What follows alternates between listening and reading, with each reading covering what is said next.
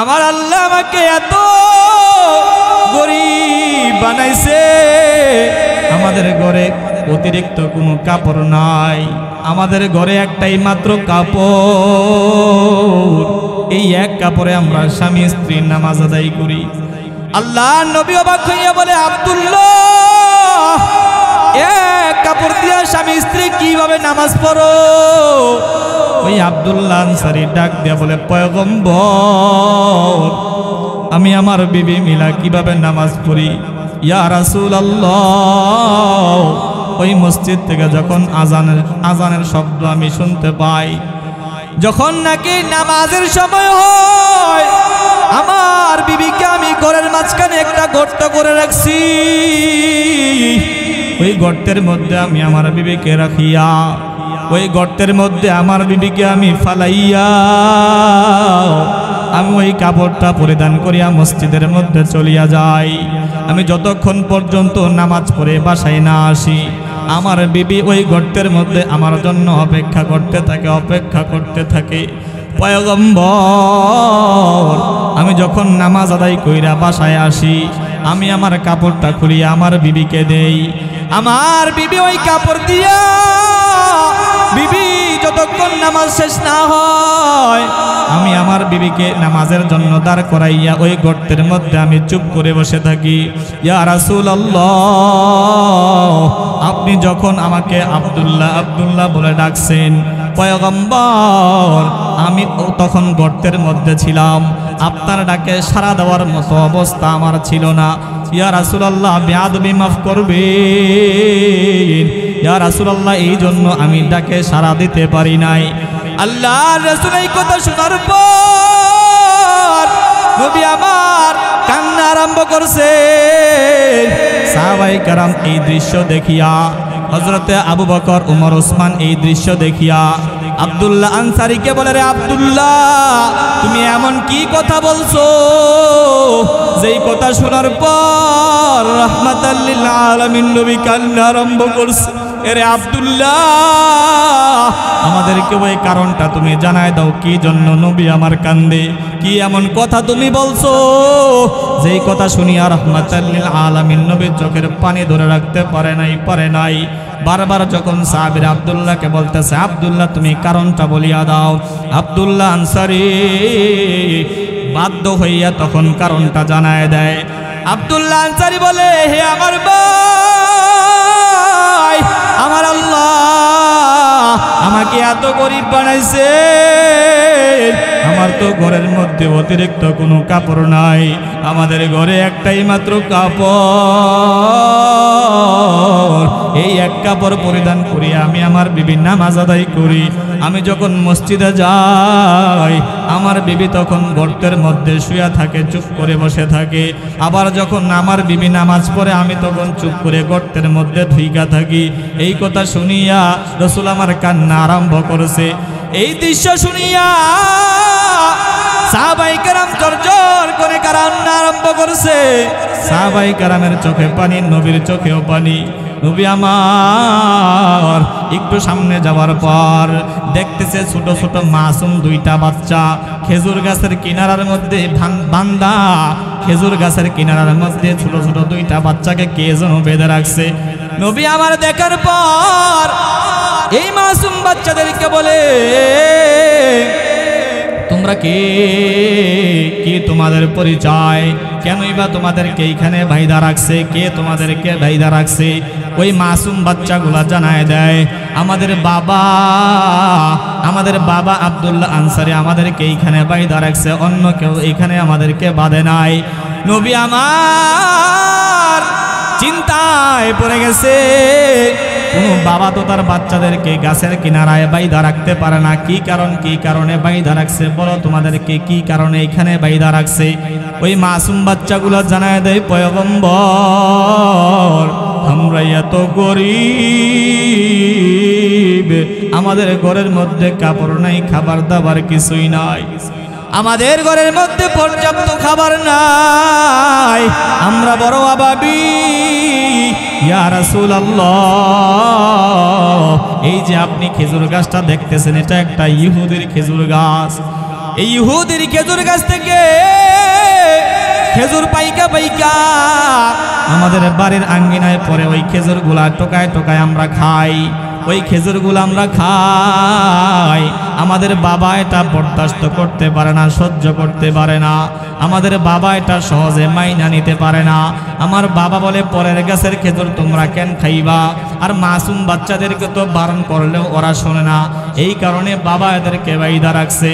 আল্লাহর নবী বলে, হে আমার সাহাবী, আসো, এমন কেউ কি আসো? এই খেজুর গাছটা আমি চাই, এই খেজুর গাছটা এটা আমি চাই, এটা আমার লাগবে। আমার সাহাবী এত কষ্ট করে দিন যাপন করতেছে, আমি নবী এটা মাইনা নিতে পারি না, পারবো না। আল্লাহ لقد كان لكم في رسول الله أسوة حسنة وقال صاحب القرآن صلى الله عليه وآله وسلم لا طاعة لمخلوق في معصية الخالق أو كما قال النبي عليه الصلاة والسلام صدق الله مولانا العظيم وصدق رسوله النبي الأمي الكريم ونحن على ذلك لمن الشاهدين والشاكرين والذاكرين والحمد لله رب العالمين اللهم صل على روح محمد في الأرواح وعلى جسد محمد في الأجساد وعلى قلب محمد في القلوب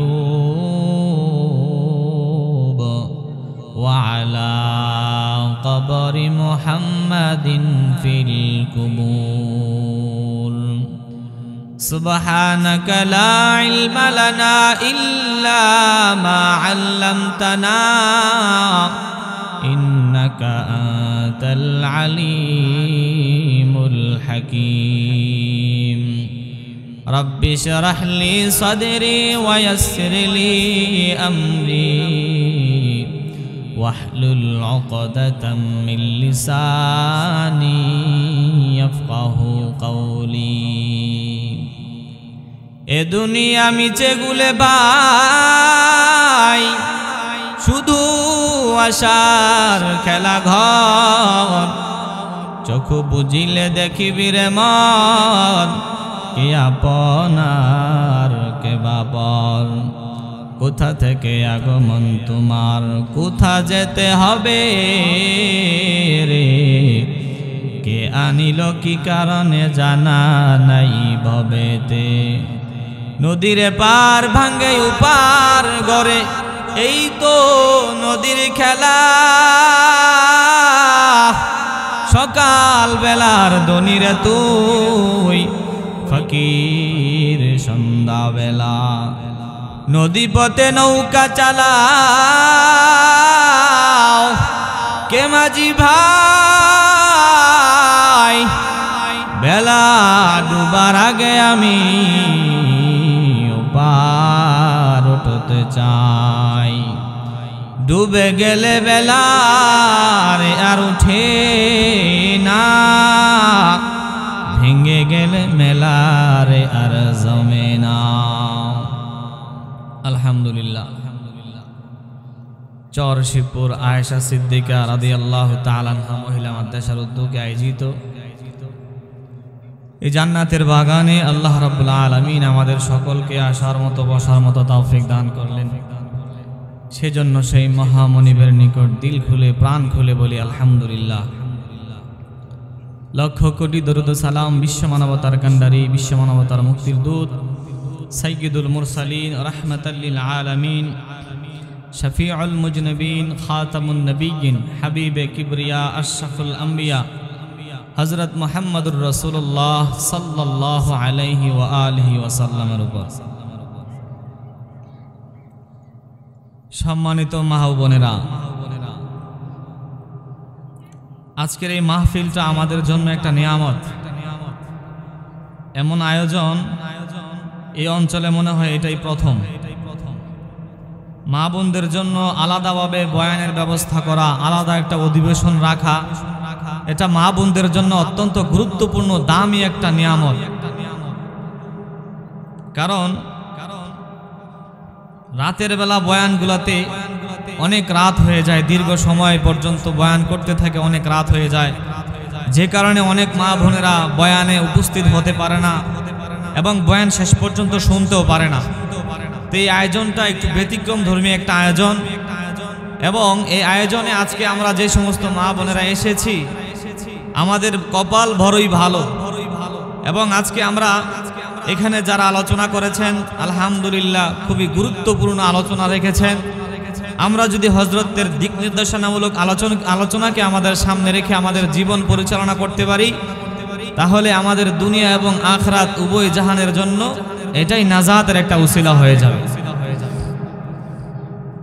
আমি আজকে লম্বা আলোচনা করব না, মাত্র কয়েকটা কথা বলবো।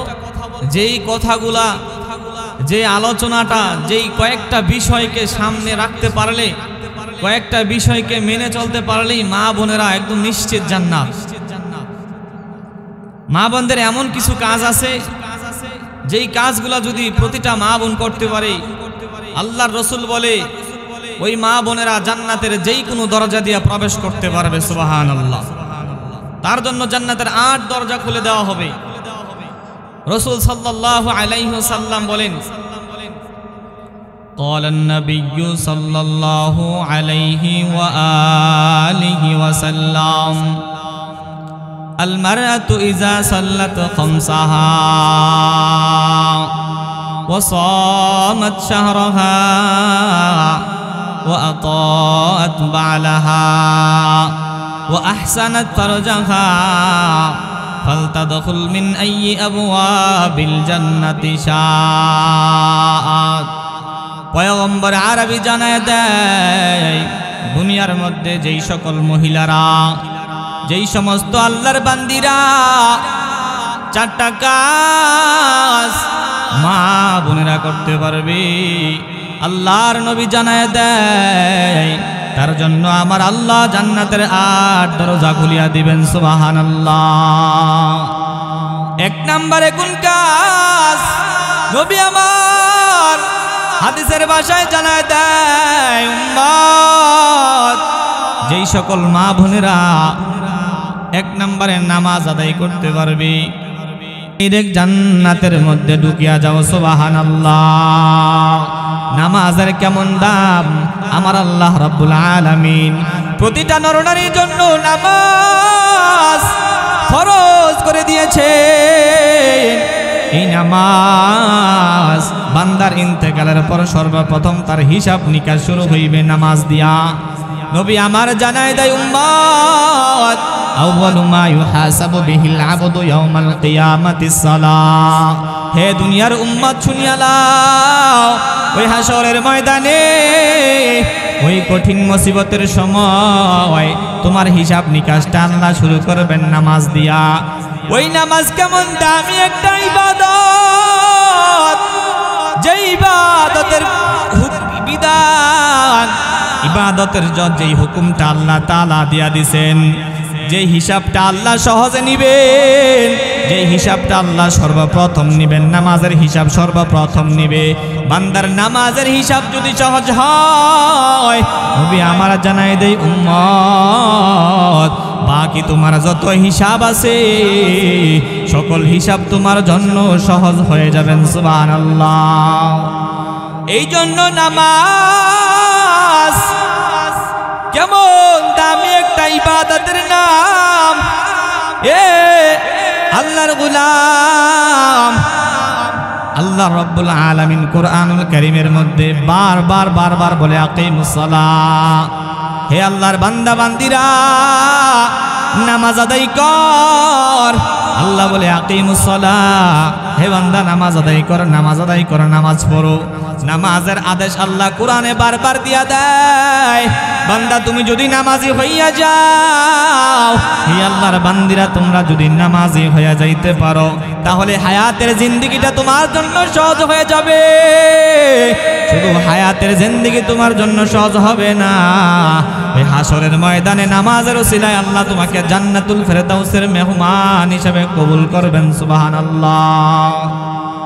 আমার আল্লাহ জানায় দেয়, গোলাম ইয়া আইয়ুহাল্লাযীনা আমানু ইসতাঈনু বিস-সাবরি ওয়াস-সালাহ, হে আমার গোলাম, হে আমার বান্দা বান্দীদের দল, আমি আল্লাহর কাছে তোমরা ইসতাঈনু সাহায্য চাও, আমি আল্লাহর করুণা তালাশ করো, আমি আল্লাহর কাছে সাহায্য চাও। হে বান্দা কিসের মাধ্যমে তুমি সাহায্য চাইবা, কিসের মাধ্যমে আমি আল্লাহর করুণা তালাশ করবা?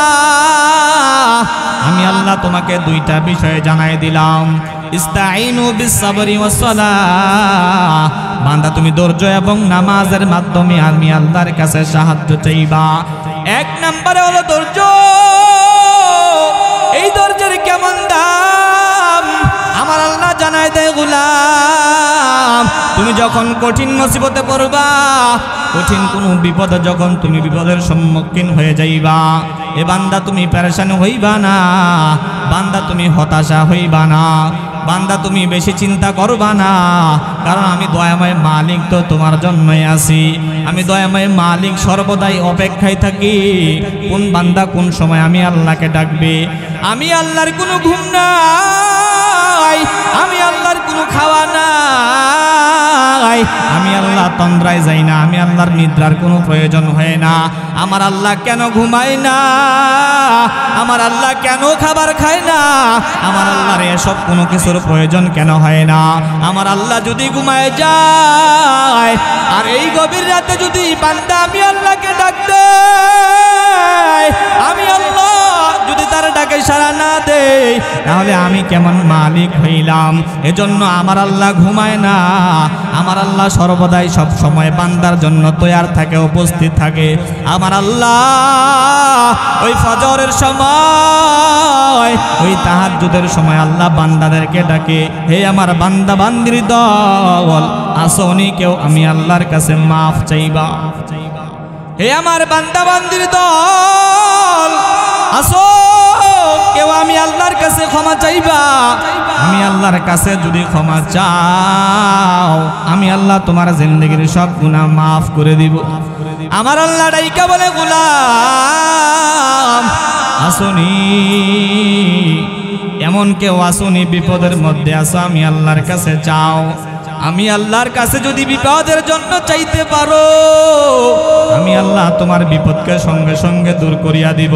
আমার আল্লাহ বারবার ডাইকা বলে, বান্দারা, হে আমার বান্দা বান্দিরা, আসোনি এমন কেউ যে রিজিক তালাশ করবা, এমন কেউ কি আসো যেই বান্দা রিজিকের পেরেশানিতে আসো, অভাবের মধ্যে আসো, ঘরের মধ্যে খানা নাই, ঘরের মধ্যে বাজার নাই, আসোনি এমন কেউ আমি আল্লাহর কাছে রিজিক চাইবা, আসোনি এমন কেউ আমি আল্লাহর কাছে অভাবের কথা বলবা। আমার আল্লাহ এইভাবে ডাকতে থাকে, ডাকতে থাকে, ডাকার পর ডাকতে থাকে। বান্দা যখন দু হাত তুলে আল্লাহর কাছে বলে, আল্লাহ আপনি ছাড়া তো রিজিকের মালিক কেউ নাই, আপনি আমার রিজিকের অভাবকে দূর করিয়া দিন।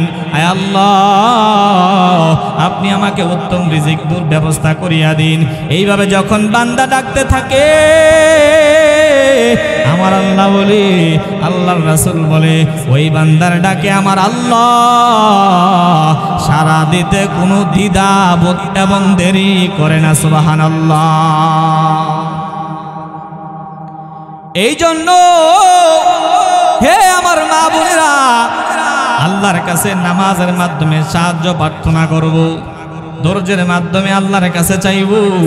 আল্লাহর কাছে বেশি বেশি করে দোয়া করব, হে দয়ার আল্লাহ আমার সকল অভাবকে আপনি দূর করিয়া দিন, সকল পেরেশানিকে আপনি দূর করিয়া দিন।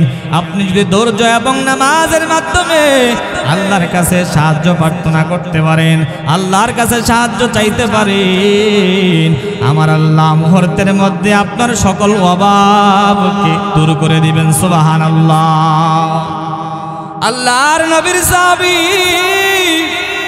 হযরত আব্দুল্লাহ আনসারী রাদিয়াল্লাহু তাআলা আনহু এমন একজন গরিব সাহাবী, যেই আব্দুল্লাহ রাদিয়াল্লাহু তাআলা আনহু নবীর সাথে নবীর মসজিদে নামাজ পড়ে সব সময় নামাজে আসা যাওয়া করি।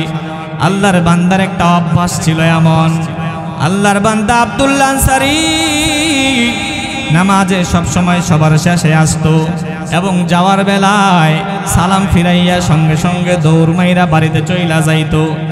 এই দৃশ্যটা সাহাবায়ে কেরাম দেখার পর নবীর কাছে অভিযোগ দিয়া দেয়, ওগো আল্লাহর নবী রাহমাতাল লিল আলামিন, আপনার সাহাবী হযরতে আব্দুল্লাহ আনসারী রাদিয়াল্লাহু তাআলা আনহু নামাজ যখন শুরু হয়ে যায়, ওই নামাজ শুরু হওয়ার পর আব্দুল্লাহ আনসারী সকলের শেষে আইসা নামাজের জামাতের সাথে শরীক হয়।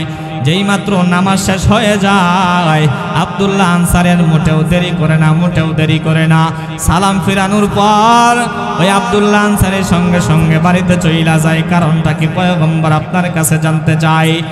এই কথা শোনার পর রাহমাতাল লিল আলামিন সাহাবায়ে কেরামকে বলতেছে, হে আমার সাহাবায়ে কেরাম, হে আবু বকর, হে উমর, ওসমান, আলী, চলো আমরা সবাই আব্দুল্লাহ আনসারীর বাড়িতে চইলা যাই।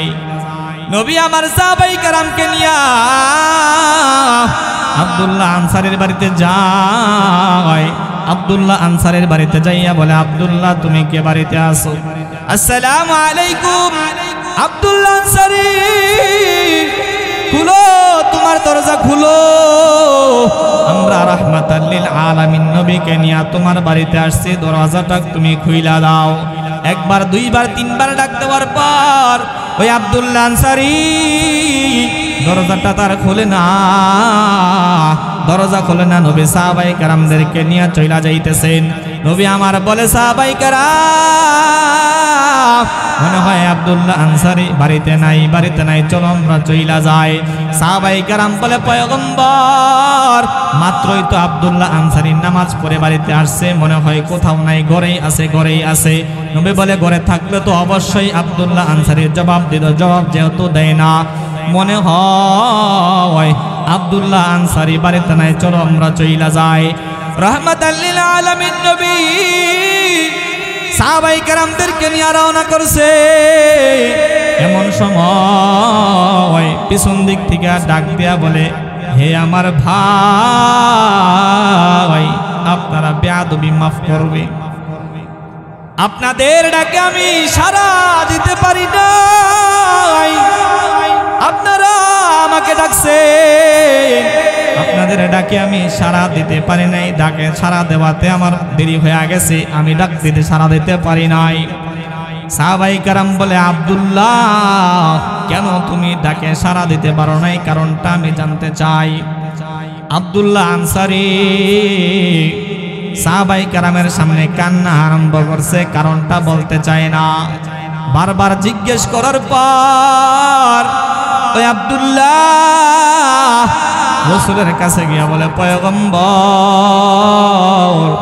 আমার আল্লাহ আমাকে এমন গরিব বানাইছে, আমার আল্লাহ আমাকে এত গরিব বানাইছে, আমাদের ঘরে অতিরিক্ত কোনো কাপড় নাই, আমাদের ঘরে একটাই মাত্র কাপড়, এই এক কাপড়ে আমরা স্বামী স্ত্রীর নামাজ আদায় করি।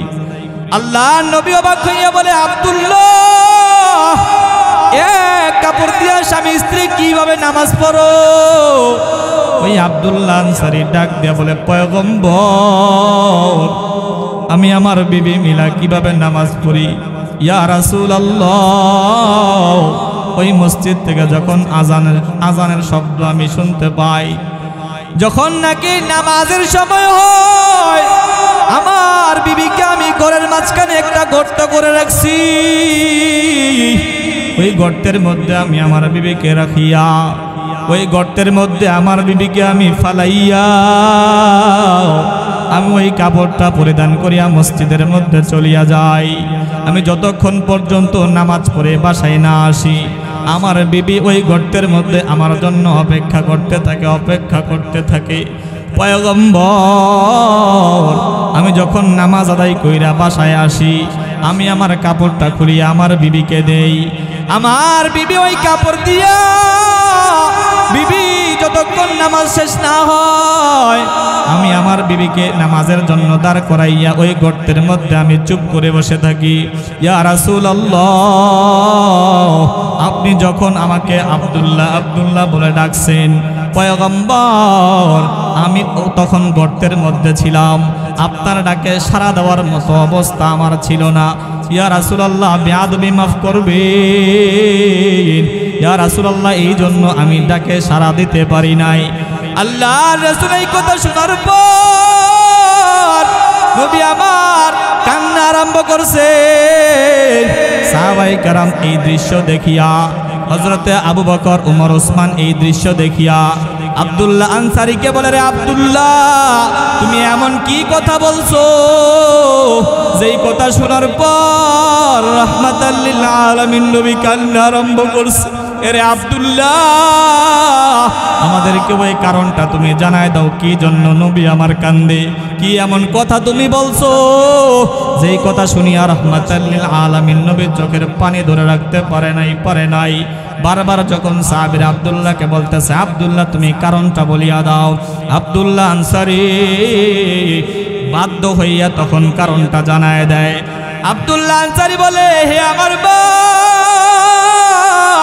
আমার আল্লাহ আমাকে এত গরিব বানাইছে, আমার তো ঘরের মধ্যে অতিরিক্ত কোনো কাপড় নাই, আমাদের ঘরে একটাই মাত্র কাপড়, এই এক কাপড় পরিধান করি আমি আমার বিবি নামাজ আদায় করি। আমি যখন মসজিদে যাই, আমার বিবি তখন গর্তের মধ্যে শুয়া থাকে, চুপ করে বসে থাকে। আবার যখন আমার বিবি নামাজ পড়ে, আমি তখন চুপ করে গর্তের মধ্যে ঢুইকা থাকি। এই কথা শুনিয়া রাসূল আমার কান্না আরম্ভ করেছে। এই দৃশ্য শুনিয়া সাহাবায়ে কেরাম জোর করে কান্না আরম্ভ করেছে। সাহাবায়ে কেরামের চোখে পানি, নবীর চোখেও পানি। নবী আমার একটু সামনে যাওয়ার পর দেখতেছে ছোট ছোট মাসুম দুইটা বাচ্চা খেজুর গাছের কিনারার মধ্যে বান্দা, খেজুর গাছের কিনারার মধ্যে ছোট ছোট দুইটা বাচ্চাকে কে যেন বেঁধে রাখছে। নবী আমার দেখার পর এই মাসুম বাচ্চাদেরকে বলে, তোমরা কে, কি তোমাদের পরিচয়, কেনই বা তোমাদেরকে এইখানে বাইধা রাখছে, কে তোমাদেরকে বাইধা রাখছে? ওই মাসুম বাচ্চাগুলা জানায় দেয়, আমাদের বাবা আব্দুল্লাহ আনসারী আমাদেরকে এইখানে বাইধা রাখছে, অন্য কেউ এইখানে আমাদেরকে বাঁধে নাই। নবী আমার চিন্তায় পড়ে গেছে। কোনো বাবা তো তার বাচ্চাদেরকে গাছের কিনারায় বাইধা রাখতে পারে না। কি কারণে বাইধা রাখছে বলো, তোমাদেরকে কি কারণে এখানে বাইধা রাখছে? ওই মাসুম বাচ্চাগুলো জানায় দেয়, পয়গম্বর, আমরা এত গরিব,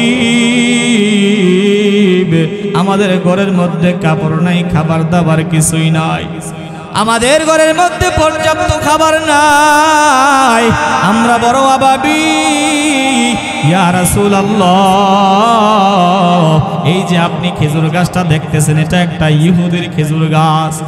এই ইহুদির খেজুর গাছ থেকে খেজুর পাইকা আমাদের বাড়ির আঙ্গিনায় পরে ওই খেজুরগুলা টোকায় টোকায় আমরা খাই, ওই খেজুরগুলো আমরা খাই। আমাদের বাবা এটা বরদাস্ত করতে পারে না, সহ্য করতে পারে না, আমাদের বাবা এটা সহজে মাইনা নিতে পারে না। আমার বাবা বলে, পরের গাছের খেজুর তোমরা কেন খাইবা? আর মাসুম বাচ্চাদেরকে তো বারণ করলেও ওরা শোনে না, এই কারণে বাবা এদেরকে বাইধা রাখছে। আল্লাহর নবী বলে, হে আমার সাহাবী, আসো, এমন কেউ কি আসো? এই খেজুর গাছটা আমি চাই, এই খেজুর গাছটা, এটা আমি চাই, এটা আমার লাগবে। আমার সাহাবী এত কষ্ট করে দিন যাপন করতেছে, আমি নবী এটা মাইনা নিতে পারি না, পারবো না। আল্লাহর রাসূল এই কথা শোনার বলার পর হযরত উসমান রাদিয়াল্লাহু তাআলা আনহু কাল বিলম্ব করলেন না। হযরত উসমান মুহূর্তের মধ্যে দৌড়িয়া ইহুদির বাড়িতে যায়। ইহুদির বাড়িতে যাইয়া বলে, ও আমার ইহুদি ভাই, আপনার যে আব্দুল্লাহ আনসারীর বাড়ির পাশে আপনার খেজুর গাছটা, এই খেজুর গাছটা আমার চাই, এই খেজুর গাছটা আমার লাগবে, এই খেজুর গাছটা আমার চাই। বলে, কেন এটা আপনার চাই? বলে, এটা কিনে আমি রাসূলকে হাদিয়া দিয়া দিব। বলে, আপনার যেহেতু খেজুর গাছ লাগবে, ইহুদি তো এমনি সবসময় সুযোগ খুঁজে কিভাবে মুসলমানদেরকে একটু আক্রমণ করা যায়। ইহুদি মনে মনে বড় খুশি, বলে, ওসমানকে সুযোগ পাই না, এবার একটা সুযোগ পাইছি। বলে, ওসমান, আমি খেজুর গাছ বিক্রি করব না। ওসমান বলে, তোমার কি চাই? তোমার যা লাগবে আমি তোমাকে তাই দিয়া দিব, বলো তোমার কি চাই? উসমান রাদিয়াল্লাহু তাআলা আনহু এই কথা বলার পর ওই ইহুদি জানায় দেয়, রে উসমান, এই খেজুর গাছ তোমাকে আমি দিব একটা শর্তে। তোমার যে একটা ৭,০০০ একটা খেজুরের গাছের বাগান আছে, ওই বাগানটা যদি তুমি আমাকে দিতে পারো, ওই বাগানটা যদি তুমি আমাকে দাও, তাহলে অবশ্যই তোমাকে আমি এই খেজুর গাছটা দিয়া দিব। হযরত উসমান এই কথা শোনার পর কাল বিলম্ব করলেন না। উসমান বলে, ইহুদি, তুমি এই খেজুর গাছটা নিয়ে নাও। উসমান বলে, ইহুদি, তুমি আমার খেজুরের বাগানটা নিয়ে নাও। আর ইহুদি হযরত উসমানকে একটা খেজুর গাছ দিয়া দিলে। উসমান রাদিয়াল্লাহু তাআলা আনহু রাসূলের কাছে আইসা বলে, পয়গম্বর, এই নেন, আপনাকে আমি উপহার দিয়া দিলাম। আল্লাহর রাসূলের সাহাবী আব্দুল্লাহ এই গাছটা পাইয়া বড় খুশি হইয়া যায়। বলে, উসমান, আপনার এই ঋণ আমি কোনোদিন পরিশোধ করতে পারবো না।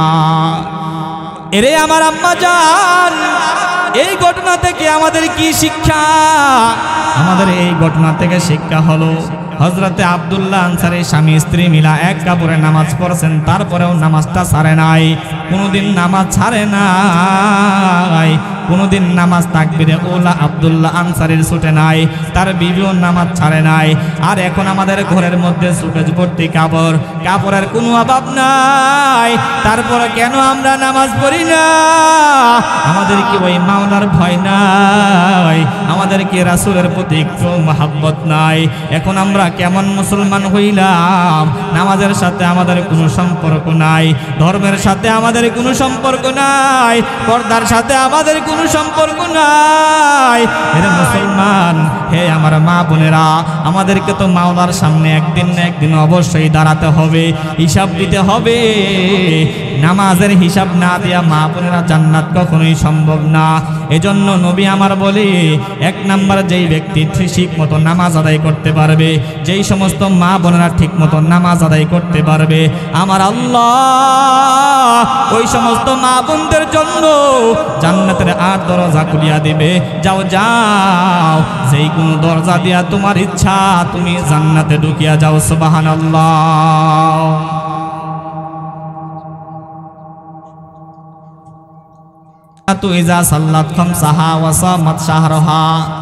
যেই সমস্ত মা বোনেরা রমজান মাসের রোজাগুলা ঠিক মতো রাখতে পারবে, রমজান মাসের ফরজ রোজাগুলা ঠিক মতো মা বোনেরা রাখতে পারবে, ওই সমস্ত মা বোনদের জন্য জান্নাত একদম কনফার্ম, একদম ৮টা দরজা খুইলা বলবে, বান্দি তুমি যাও যাও, জান্নাতের ৮ দরজা তোমার জন্য আমি আল্লাহ খুলিয়া দিলাম, যাও যাও, জান্নাতের যেই কোনো দরজা দিয়া তোমার মন চায় তুমি মুহূর্তের মধ্যে ঢুকিয়া যাও।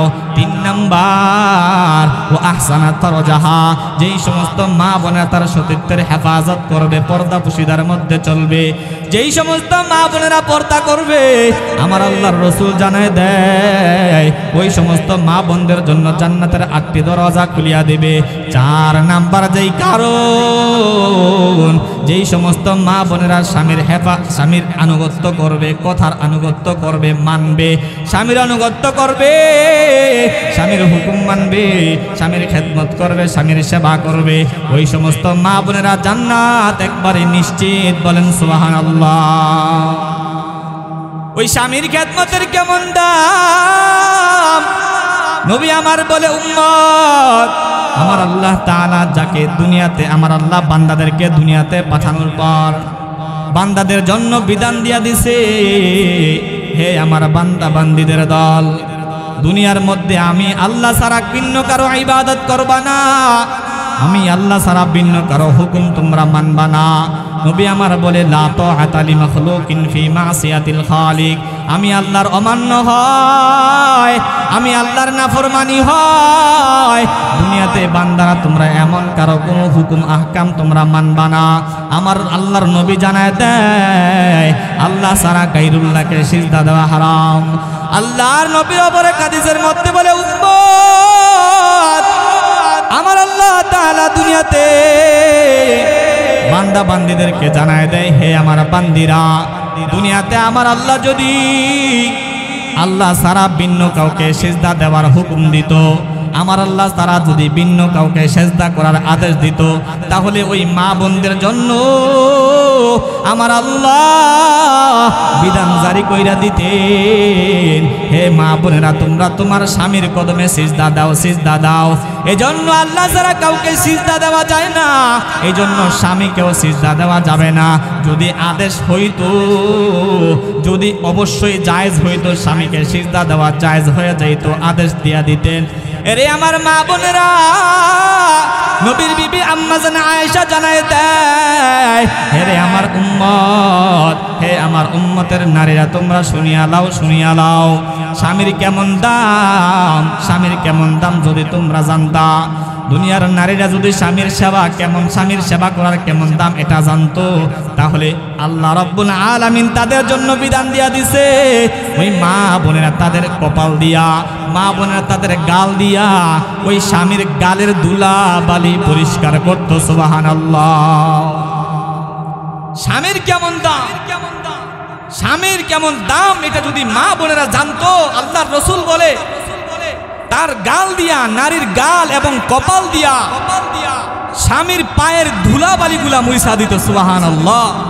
আর আজকের সমাজের মা বোনেরা, আজকের সমাজের বিবিরা স্বামীর জুতা, স্বামীর ধুলাবালি পরিষ্কার করবে তো দূরের কথা, স্বামী যখন সারা দিন কর্ম করে ঘামে বাড়িতে আসে, সারা শরীর যখন গাম জড়াইয়া বাড়িতে আসে, ঠিক মতো এক গ্লাস পানিও খাইতে দেয় না, বলে কি আনছো, ওইটা আনছো কিনা, তোমাকে তো আমি এতগুলো সদায়ের কথা বলছিলাম, কোনটা আনছো কোনটা আনো নাই, হিসাব নিকাশের শেষ নাই, ওই ঘাম মুছবে তো দূরের কথা। এজন্য স্বামীরা অবশ্যই অবশ্যই অনেক দামি, নারীদের জন্য স্বামীরা আল্লাহ এবং আল্লাহর রাসূলের পর সবচেয়ে মর্যাদাবান ব্যক্তি। মা বোনেরা সব সময় স্বামীর হেফাজত করবেন, স্বামী সব সময় স্বামীর যত্ন নেবেন, স্বামীর সেবা যত্ন খেদমত সব সময় করবেন, স্বামী আপনার জন্য জান্নাত। এজন্য আল্লাহ রাব্বুল আলামিন যে আলোচনাগুলো করলাম, আল্লাহ তাআলা আমাদের সকলকে আমল করার মতো তৌফিক দান করুন। বলেন আমিন।